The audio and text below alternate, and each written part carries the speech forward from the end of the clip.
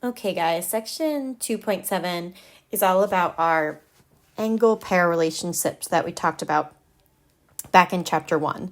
And we're going to be proving some of these angle pair relationships and then using them for proofs. So the first angle pair relationship that we're going to be proving and running through is this right angles congruence theorem. So this simply states that all right angles are congruent. And we're going to do a little proof for this below. So first it says given angle 1 and angle 2 are right angles. And I always like to either draw out what they describe if there's no picture, or if there is a picture, label things if they're not labeled. So I'm going to draw an angle 1 and angle 2. So here's angle 1, angle 2, and we're trying to prove that these are congruent. So we have our steps here, and the first one says angle 1 and angle 2 are right angles. And the first step should always be given, and maybe more sometimes, but this one is given to start. Second is going to be measure of angle 1 is 90, and measure of angle 2 is 90. So if in your head you think, well, yeah, because that's a right angle is, then that means that comes from the definition, get back to my pen, definition of right angles.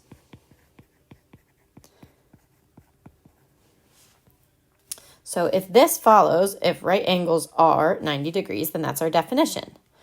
Now, measure of angle 1 equals measure of angle 2.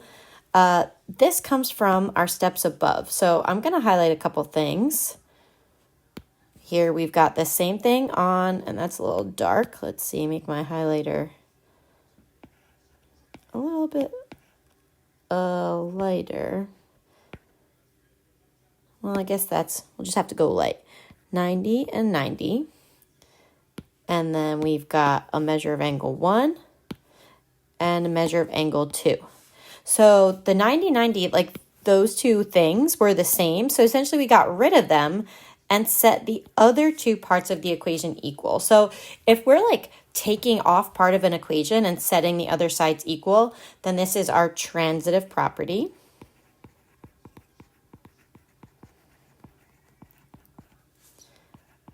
Of here, since we're using an equal sign, it would be equality. So transitive property is when we are switching out whole sides of an equation and kind of like matching up another one.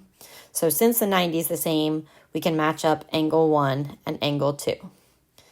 And then the last, since these angles are equal, we can also say they're congruent. And if we're changing from equal sign to congruent, that would be definition of congruent angles. So this proves that if you're given two right angles, then they are congruent.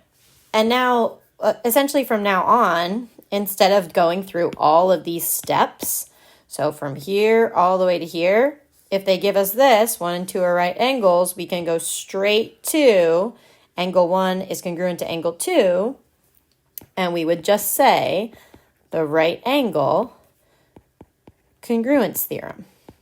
So this saves us time for future proofs that we might be doing. All right, so some more theorems that we're going to use and we're going to prove in this section are our congruent supplements theorem and the congruent complements theorem. And these are very similar. So our congruent supplements theorem says that if two angles are supplementary to the same angle or to congruent angles, then they are congruent. So what we mean by this, if we have a picture over here that we're going to use to demonstrate. So if we are given an angle 1 and an angle 2 that are supplementary,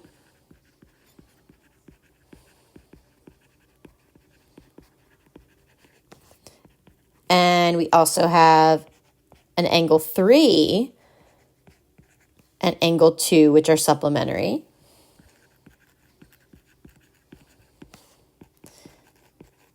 then So essentially the different angles are going to be the ones that are the same. So what I mean, we got angle 2 in both of these statements. In the first one, angle 2 is congruent to 1. In the second one, it's congruent to, let me use a new color, 3. Well, use the same color, kind of, but we'll go with that. So since they're both 1 and 3 congruent to the same angle, then we can say that those ones that were different, angle 1 is congruent to angle 3. So those were those two that I had highlighted in yellow. And in our picture, it would be these guys. All right, same thing for complementary angles. So if two angles are complementary to the same angle or congruent angles, then they are also congruent. So in our picture here, we've got angle 4 and 5 that are complementary.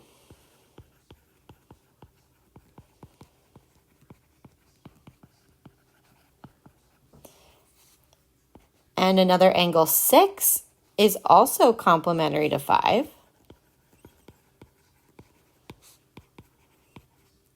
Then again, we like match up those different angles. This is similar to our transitive property almost. So we've got angle 5 congruent to angle 4 and also congruent to angle 6. So that means we can match up these guys. So that means angle 4 and angle 6 must be the same, or I should say, they are congruent. So that's our two congruent supplements and congruent complements theorems.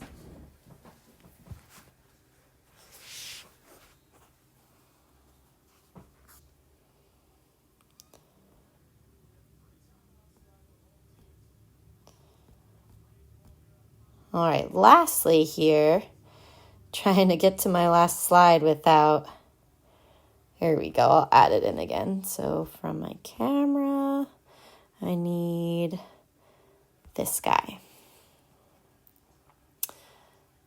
All right, so now using those theorems that we talked about, we can kind of go into another proof here. So if we're given these couple things up top, angle 1 and angle 2 are supplements, and angle 1 and angle 4 are supplements. We want to prove that the measure of angle 4 is 45 degrees. We're also given here measure of angle 2 is 45. So I'm going to add that into my diagram just so I remember. And we should always add any givens to the diagrams right at the beginning so we know what we're working with. All right, so the first statement, 1 and 2 are supplements, 1 and 4 are supplements. They gave us that up in our given up there. So now for statement number 2, we have something that's missing. And they tell us the reason over here is the congruent supplements theorem. So that was the one that we talked about last. And it says if we have an angle, so here we have angle 1, that's supplementary to two separate angles. So here I've got angle 2 and angle 4. Then that means these two should be the same measure. So angle 2 is congruent to angle 4. That's what our congruent supplement theorem tells us. Next, from step 2 to 3, we just change them to equals instead of congruent. And the hint for that is we've got an equal sign in our answer instead of a congruent sign. So if we're just changing from congruent to equals, then we're using the definition of congruence. All right, measure of angle 2 is 45. Check out our diagram. We knew that one already. That's given.